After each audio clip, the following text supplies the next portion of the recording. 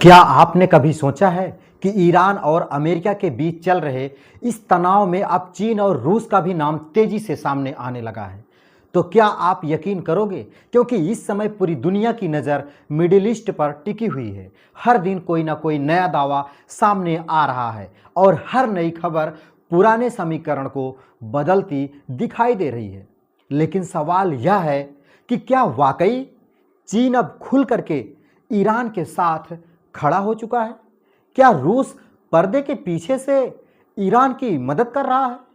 और क्या अमेरिका को अब पहले से कहीं ज्यादा बड़ी चुनौती मिलने वाली है?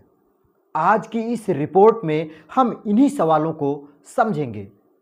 आइए सबसे पहले बात करते हैं साइबर वार की। पिछले कुछ समय से ऐसे कई दावे सामने आए हैं कि ईरान से जुड़े हैकर समूह ने अमेरिका और इजराइल से जुड़े नेटवर्क, मोबाइल और सैन्य संचार व्यवस्था को निशाना बनाया। हालांकि इन सभी दावों की आधिकारिक पुष्टि हर मामले में अभी नहीं हुई है, लेकिन इतना तो जरूर है कि साइबर युद्ध अब आधुनिक लड़ाई का सबसे बड़ा हथियार बन चुका है। आपने कई बार और कई नेताओं की तस्वीर में भी देखा होगा कि उनके मोबाइल के कैमरे पर टेप लगा होता है। इसकी वजह यही मानी जाती है कि अगर कोई डिवाइस हैक हो जाए तो कैमरा और माइक्रोफोन का भी गलत इस्तेमाल किया जाता है। यही कारण है कि दुनिया के बड़े बड़े नेता भी अभी डिजिटल सुरक्षा को लेकर के बेहद सतर्क रहते हैं। अभी मैं आपको इस तस्वीर में दिखा रहा हूं, नेतन्याहू भी अपने इस मोबाइल कैमरे के सामने टेप लगाए नजर आ रहे हैं। अब सवाल उठता है कि क्या ईरान अकेले इतना बड़ा साइबर ऑपरेशन चला सकता है? कई रक्षा विशेषज्ञों का मानना है कि रूस दुनिया की सबसे ताकतवर साइबर क्षमताओं वाले देशों में गिना जाता है। इसीलिए जब भी ईरान की साइबर ताकत की चर्चा होती है तो रूस का नाम भी चर्चाओं में जरूर आता है।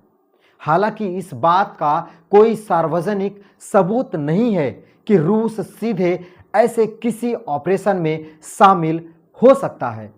कुछ अंतर्राष्ट्रीय मीडिया रिपोर्ट में यह दावा किया गया है कि ईरान से जुड़े हैकरों ने मिडिल ईस्ट में अमेरिका सैन्य गतिविधियों पर नजर रखने की कोशिश की है।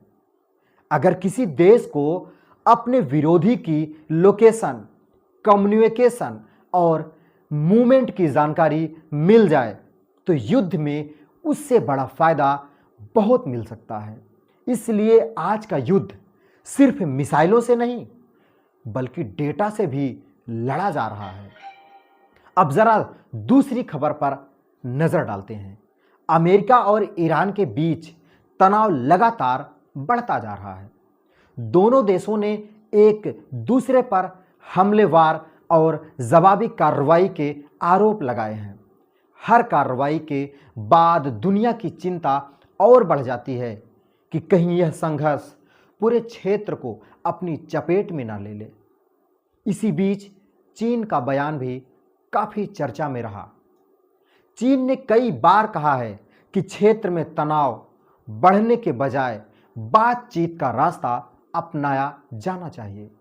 वही अमेरिका और चीन के बीच सबसे मौजूद तनाव की वजह बन सकता है। अलग नजरिए से देखा जा सकता है। अब बात करते हैं क्यूबा की। सोशल मीडिया और कुछ रिपोर्टों में ऐसे दावे भी किए गए हैं कि ईरान अपने कुछ सैन्य संसाधनों को सुरक्षित स्थानों पर ले जाने की रणनीति बना सकता है। इनमें क्यूबा का नाम भी लिया गया है, लेकिन इस दावे की कोई आधिकारिक पुष्टि तो नहीं हुई है। इसीलिए इसे फिलहाल केवल अटकलों के रूप में ही देखा जाना चाहिए। अगर भविष्य में ऐसा कभी होता है कि कोई सहयोगी देश में हथियार या सैन्य संसाधन रखे जाते हैं तो निश्चित रूप से अमेरिका के लिए कई नई रणनीति चुनौती पैदा हो सकती है। लेकिन अभी तक इसकी पुष्टि किसी विश्वसनीय सरकारी स्रोत ने नहीं की है।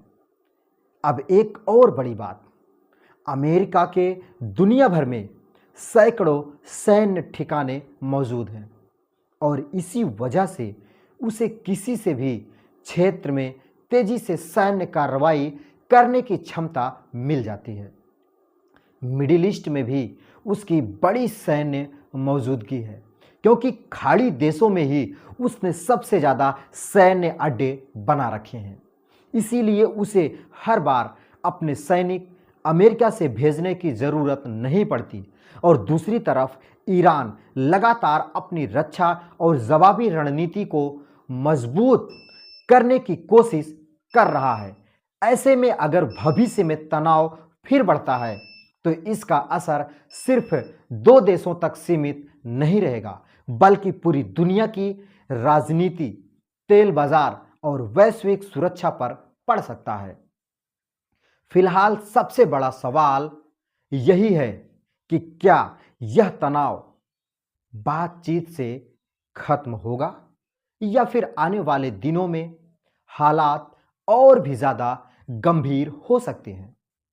इसका जवाब आने वाले समय में ही मिल पाएगा, क्योंकि अब मैं आपसे दो सवाल पूछूंगा और मैं चाहता हूं कि पहले आप इसका जवाब दें। पहला, ईरान से जुड़े उस चर्चित हैकर समूह का नाम क्या है जिसकी चर्चा अक्सर साइबर हमलों के संदर्भ में होती है? और दूसरा, दुनिया में किस देश को सबसे मजबूत साइबर शक्तियों में से एक माना जाता है?